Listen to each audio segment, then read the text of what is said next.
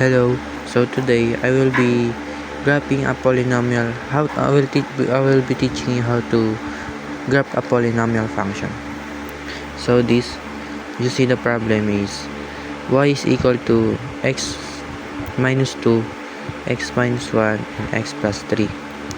So we need to solve for y. Let x is equal to 0. So magiging y is equal to 0 minus 2, 0 minus 1, and 0 plus 3. At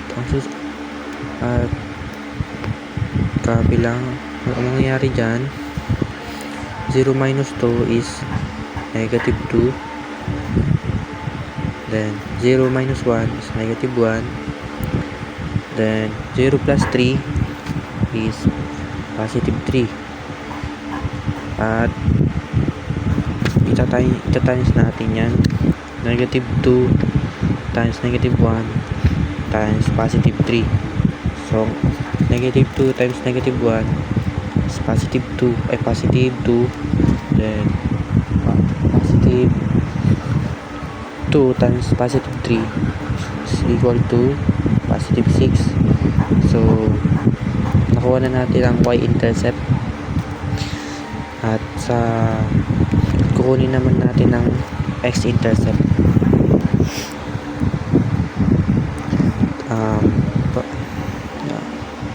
Para makuha ang x-intercept is kailangan mo lang copy ulit x minus 2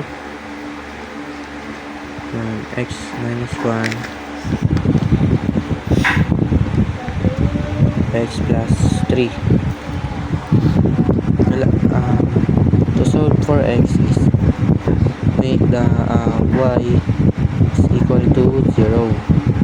So ang mangyayari dyan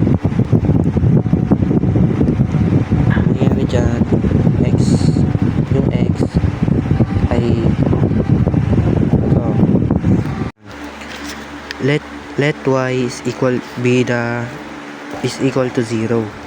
So ang mangyayari dyan is yung y gagawin natin 0 is equal to x minus 2, then x minus 1, then x plus 3. Yan. Tapos ito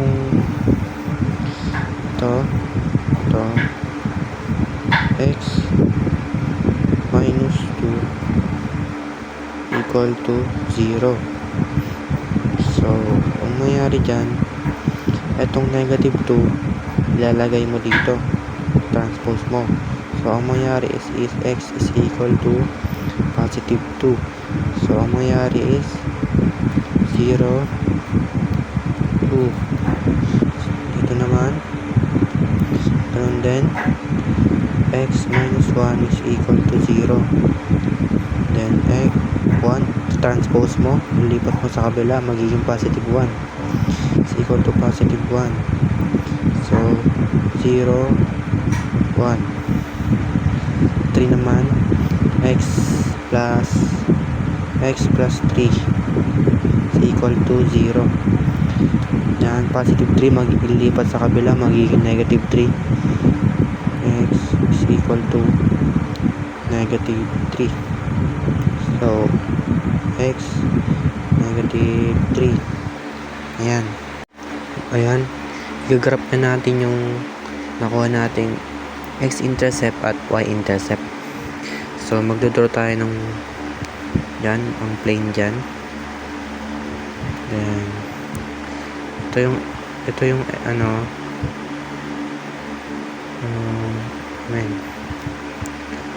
x, ito yung y.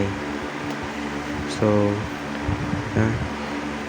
1, 2, 3, 4, 5, 6.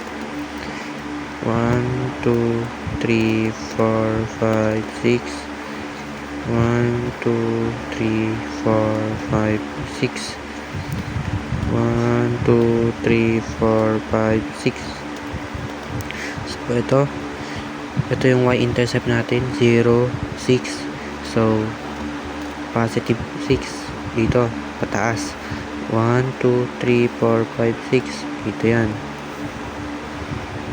Yan. Ipo-point natin. Tapos ito, 1, 0. So, x-intercept to. So, positive 1. So, dito siya. Ito. Tapos, ito namang 2, 2, 0 is yung 2, positive siya ng x-intercept. So, dito siya. 1, 2. Dito. And, negative 3, sa x-intercept siya. So, negative 3 is dito sa left side. 1, 2, 3. Ito siya. Yan. At, para makuha yung end behavior ng graph na to is dito.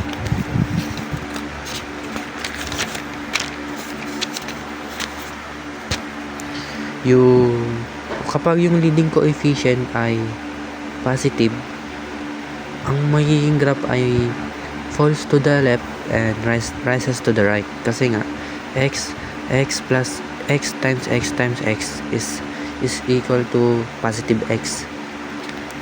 So, ito na. Yung graph natin ay ganitong itsura. Yan. Yan yung itsura niya.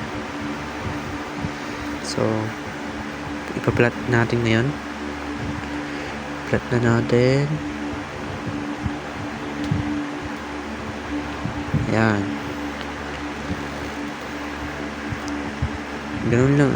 So, ganun lang po mag-graph ng polynomial function.